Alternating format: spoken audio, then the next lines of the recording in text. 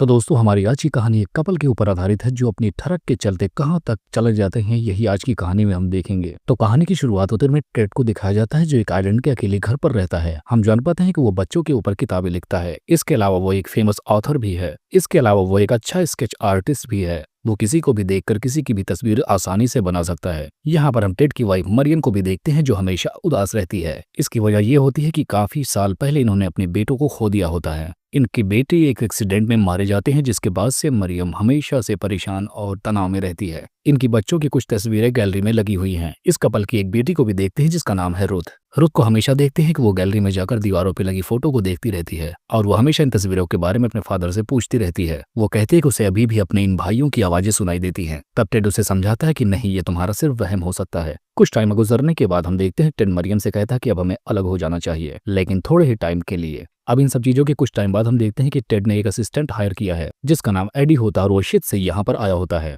तब हम देखते हैं कि मरियम उसे लेने पहुंच जाती है। यहाँ पर वो एडी से पूछती है कि आखिर वो टेड का असिस्टेंट क्यों बनना चाहता है। तब एडी बताता है कि वो भी राइटर बनना चाहता है। अगर वो टेड के साथ काम करेगा तो उसे राइटिंग के बारे में बहुत कुछ पता चलेगा। तब यहाँ पर एडी ये भी बताता है कि उससे टेड ने ड्राइवर के रूप में भी हायर किया है क्योंकि टेड का ड्राइविंग लाइसेंस भी सस्पेंड हो चुका था। इधर हम देखते हैं टेड और मरियम ने एक अलग सा प्लान बना रखा है। टेड ने यहाँ पर टाउन के पास एक अपार्टमेंट लिया है रेंट पर। इस तरह से ये दोनों अलग अलग रहते हैं और ये दोनों हर हफ्ते अपना घर चेंज करते रहते हैं। यानी कभी टेड मरियम के घर पर, कभी मरियम टेड के घर पर। टेड की हेल्प करता हुआ एडी अक्सर मरियम को भी नोटिस करता है। एक बार जो उसके बेडरूम में गया था वो मरियम के कपड़ों को देखता है और यहाँ पर वो मास्टरबेशन भी करने लगता है क्योंकि उसे देखने के बाद उसका मूड खराब हो जाता है। जिसके बाद मरियम इस बात को नोटिस कर लेती है। यहाँ पर वो ऐसा प्रतीत करती है कि उसने कुछ देखा ही नहीं, लेकिन उसे रहा नहीं जाता। जिसके बाद वो एडी को बुलाती है तो एडी उसके पास आता है। तब एडी को मरियम अपने पास बुलाकर बोलती है कि इस उम्र में ये सब कुछ होता रहता है, तुम्हें डरने की कोई जरूरत नहीं है।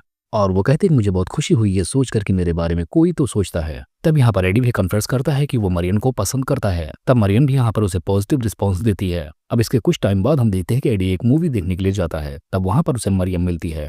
थिएटर के बाहर मरियम उससे डिनर के लिए पूछती है। तब एडी उसके लिए हाँ बोल देता है। इधर हमें टेड के बारे में पता चलता है जो हमेशा नई नई औरतों के साथ मिलता है। आजकल वो एक एवलिन नाम की औरत से मिलता है। उसे अपने कमरे में बुलाकर उसे निर्वस्त्र होने को बोलता है और जब वो निर्वस्त्र हो जाती है तब टेड उसके स्केच बनाता है।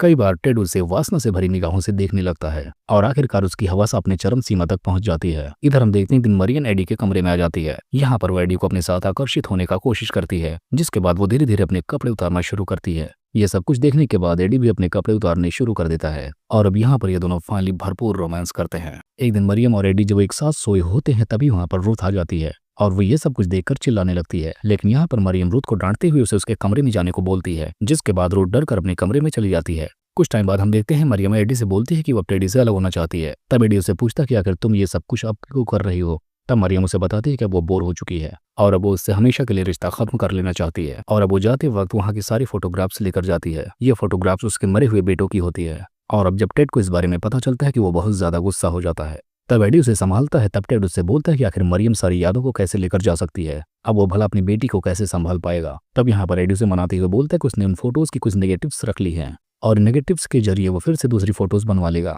और इस तरह से वापस रुथ को उसकी यादें मिल जाएंगी। एक दिन रुथ के हाथों से एक फोटोग्राफ नीचे गिर जाती है, जिसकी वजह से टूटकर उसके कांच उसकी उंगली में लग जाती है। उसका इलाज कराने के लिए मरियम उसे हॉस्पिटल लेकर जाती है और इस वक्त एडी भी उसके साथ होता है। अब जब मरियम चली जाती है तो एडी रुथ की जिम्मेदारी ले लेता है और वही उसे डॉक्टर के पास लेकर जाता है। इसके अलावा उसे साथ में लंच करवाता है। इसके अलावा उसे कभी कभी बीच पर घुमाने भी लेकर जाता है। एक बार टेड एडी के हाथों से एवलिन की स्केचेस भिजवाता है। मरियम जब उस तस्वीरों को देखती है तो बड़ा एम्बेरस फील करती है, जिसके बाद वो एडी पर ही इसका गुस्सा उतारती है। तब यहाँ पर एडी एवलिन को मनाता है और बाद में तब एडी टेड को इस बारे में बताता है। तब टेड कहता है कि आखिर एवलिन की तस्वीर देखकर वो गुस्सा कैसे हो सकती है, जिसके बाद वो एवलिन को मनाने के लिए जाता है। लेकिन एवलिन उल्टा टेड पर भड़क जाती है, जिसके बाद उसे मारने को दौड़ा लेती है। जिसके बाद टेड वहां से भागता हुआ झाड़ियों में जाकर छिप जाता है। जिसके बाद हम देखते हैं कि एवलिन कार से उसका पीछा कर रही है, लेकिन टेड बहुत तेजी से भागता हुआ बीच के किनारे पहुंच जाता है। लेकिन यहाँ पर भी एवलिन उसे छोड़ नहीं रही है, वो अभी भी उसे दौड़ाई जा रही है और टेड दौड़े जा रहा है। एक दिन टेड एडी से उस एक्सीडेंट के बारे में बताता है। वो कहता है कि एक वक्त था जब मरियम ने बहुत ज्यादा ड्रिंक कर ली थी, जबकि टेड काफी कोल्ड फील कर रहा था।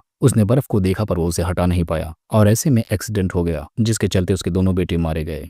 तब यहाँ पर एडी बोलता है कि उस तरह से मरियम को उसे छोड़कर नहीं जाना चाहिए था। कुछ टाइम बाद हम देखते हैं कि गर्मियां खत्म हो रही हैं, जिसके बाद एडी यहाँ से जा रहा है और इधर हम टेड को देखते हैं जो काफी अकेला रहने लगता है और इसी को दिखाते हुए इस कहानी का यहीं पर एंड हो जाता है।